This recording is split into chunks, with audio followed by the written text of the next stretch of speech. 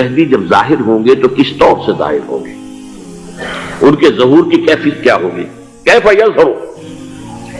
یہ روایت ہے حضرت ام سلمہ سے رضی اللہ تعالی عنہا، حضور کی زوجہ محترمہ ہیں، فرماتی ہیں ام سلمہ عن النبی صلی اللہ علیہ وسلم قال یکون اختلاف عند موت خلیفۃ، موت خلیفۃ، حضور نے فرمایا ایک خلیفہ کی موت پر اختلاف واقع ہو جائے گا، خانہ جنگی ہو جائے گی۔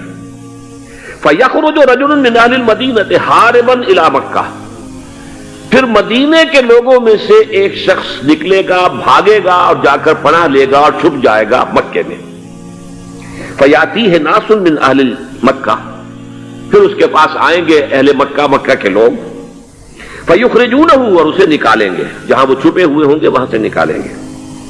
وَهُوَ كَارِهٌ، اور وہ بالکل اس کو پسند نہیں کر رہے ہوں گے، نہ وہ خواہش مند ہوں گے کہ ان کے وہ ہاتھ پر بیعت کی جائے، نہ وہ یہ چاہیں گے کہ وہ میدان میں آئیں اور ان کو جو ہے اپنا لیڈر مانا جائے۔ وَهُوَ كَارِهٌ فَيُبَايِعُونَهُ بَيْنَ الرُّكْنِ وَالْمَقَامِ، لیکن لوگ جو ہے پھر اصرار کے ساتھ ان کے ہاتھ پر بیعت کریں گے رکن اور مقام کے درمیان۔ رکن وہ کونا ہے خانہ کعبہ کا جس میں حجر اسود لگا ہوا ہے، اور مقام ابراہیم جو ہے، ان دونوں کے مابین جو یہ علاقہ ہے یہاں پر وہ بیعت ہوگی۔ وَيُبْعَثُ إِلَيْهِ بَعْثٌ مِّنَ الشَّامِ، ان کے خلاف ایک لشکر بھیجا جائے گا شام سے۔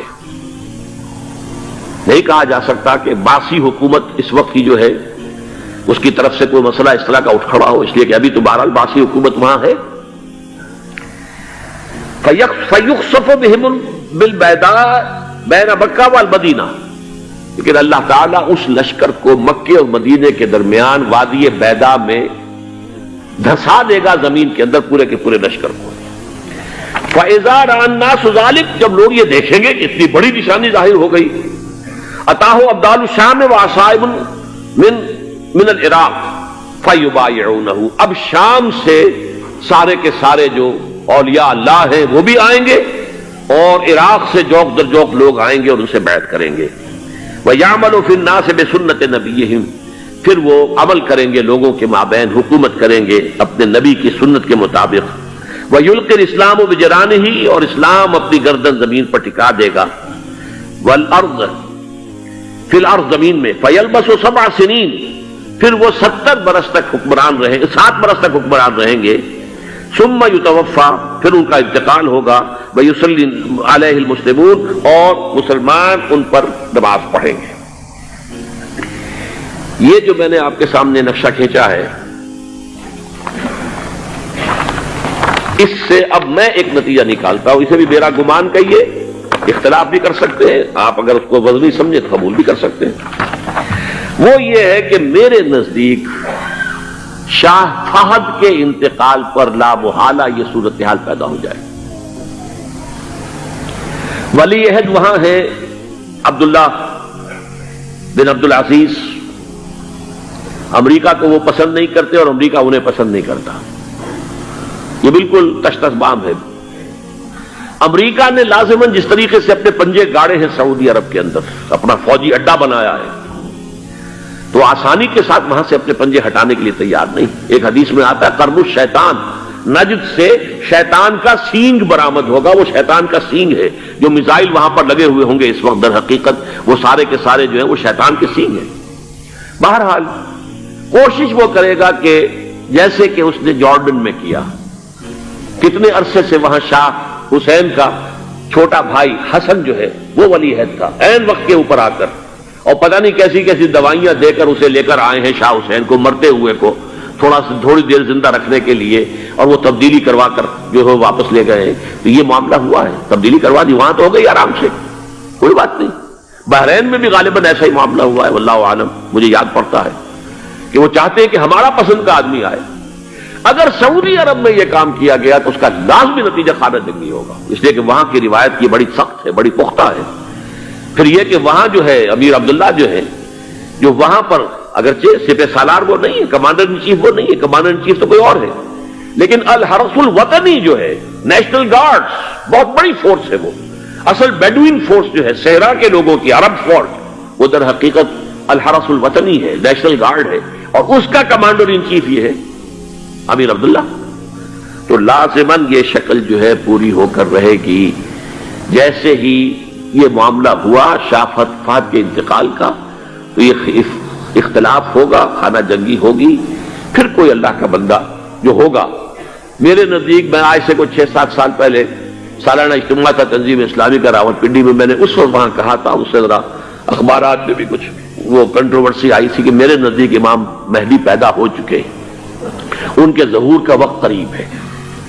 اور اس کی تھوڑی سی بعد میں مجھے معلوم ہوا کہ جین ڈکسن غالباً نام ہے امریکن اس کا، جس نے یہ پیشن کوئی خبر دی تھی کہ 1962 میں عالم عرب میں ایک بچہ پیدا ہوا ہے کہ جو وہاں کا نقشہ بدل کر رکھ دے گا۔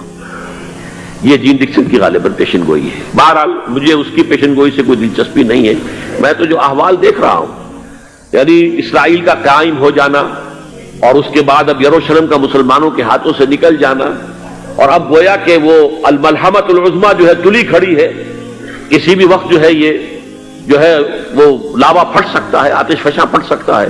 تو یہ تمام حالات ایسے ہیں کہ جن کی وجہ سے میں سمجھتا ہوں کہ ایک تو جو قرآن مجید کے اشارات میں نے آپ کو بتائے، 14 صدیاں 14 دن میں چاند کا پورا ہونا، والقمر اذا اتسق، 14 دن میں 14ویں کا چاند۔ اسی طرح اب یہ 14 صدیوں کے بعد یہ صدی جو 15ویں صدی ہے، یہ در حقیقت ظہور امام مہدی کی صدی ہے۔ لیکن یہ کہ امام مہدی کی حکومت قائم کرنے کے لیے کون لوگ آئیں گے؟ عرب جو ہیں وہ اندر سے کھوکھلے ہو چکے ہیں، عیاشی نے، دولت نے، پیسے نے، دولت، پیسہ، عیاشی، اس کی وجہ سے کھوکھلے ہو چکے ہیں۔ یہاں میں آپ کو 2 حدیثیں سنانا چاہتا ہوں۔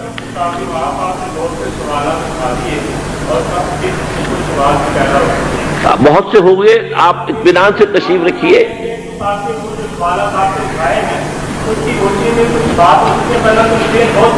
بہت ہوگی، بات ہوگی، آپ اس طرح صبر سے سن لیجئے۔ میں اب تقریباً اپنی گفتگو کے اختتام تک پہنچ رہا ہوں۔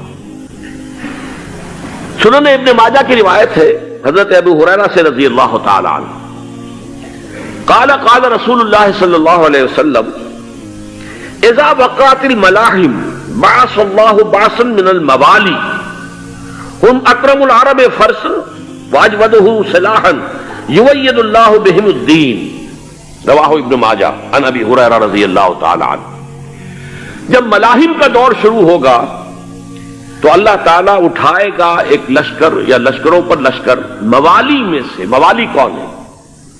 عربوں نے جب فتح کیا تھا اس پورے علاقے کو خلافت راشدہ کے دوران، اور پھر وہ لوگ جو ہے، ایک رائے تو یہ تھی کہ انہیں غلام بنایا جائے ساری آبادیوں کو، لیکن یہ کہ حضرت عمر کا اجتہاد تھا، اس کے مطابق جو ان کو غلام نہیں بنایا گیا، تو وہ موالی کی حیثیت رکھتے ہیں۔ عربوں میں دم نہیں ہے، موالی میں سے لشکر اٹھیں گے کہ جو در حقیقت حضرت مہدی کی حکومت کو قائم کریں گے۔ دوسری حدیث سنیے، عن عبداللہ بن الحارث رضی اللہ تعالی عنہ، اور یہ ابن ماجہ کی روایت ہے، قال قال رسول اللہ صلی اللہ علیہ وسلم یخرج الناس من المشرق فیوطئون للمہدی یعنی سلطانہ، لشکر نکلیں گے، لوگ آئیں گے مشرق سے، اور وہ حضرت مہدی کی حکومت کو جمائیں گے اور قائم کریں گے۔ اب ذرا نوٹ کیجئے کہ جزیرہ نما عرب کے مشرق میں کون سے ملک ہیں؟ 3، ایران، افغانستان، پاکستان۔ یہ 3 سالڈ مسلم ممالک، مسلم آبادی اکثریت۔ ویسے تو یہ کہ آگے ہندوستان میں 20 کروڑ مسلمان ہیں، لیکن وہ 20 کروڑ جو ہے وہ تو 80 کروڑ کے اندر تحلیل ہو جاتے ہیں غیر مسلموں میں، لیکن یہاں جو معاملہ ہے یہ خالص اکثریت کے۔ ان میں سے ایران کا معاملہ جہاں تک ہے، نمبر 1 یہ کہ وہ شیعہ عقائد کے حصار میں بند ہے، اس سے ادھر ادھر ہونا اس کے لیے ممکن نہیں۔ حدیث میں یہ بھی آتا کہ اصفہان سے 70,000 یہودی دجال کا ساتھ دیں گے۔ لیکن بہرحال خراسان ایک صوبہ ہے افغانستان کا اس وقت بھی شمال مشرقی کونے میں، مجھے امید ہے وہاں سے خیر کی، کیونکہ خراسان کا لفظ وہاں پہ شامل ہے، اور حضور کی حدیث میں بعد میں آپ کو سناؤں گا کہ خراسان سے فوجیں چلیں گی جو یروشلم کو دوبارہ حاصل کریں گی، فتح کریں گی۔ جیسے پہلے یروشلم کھویا عربوں نے تھا، دوبارہ حاصل کیا تھا کرد نے، کرد خون صلاح الدین ایوبی رحمت اللہ علیہ، ایسے اب پھر عربوں نے کھویا ہے، لیکن لینے والے خراسان سے لشکر آئیں گے. یخرج من خراسان رایات و سود لا یردھا شیء حتی تنصب بإیلیا. خراسان کے علاقے سے کالے علم لے کر لشکر چلیں گے جن کے رخ کو کوئی موڑ نہیں سکے گا جب تک کہ وہ جا کر یروشلم میں نصب نہ ہو جائے.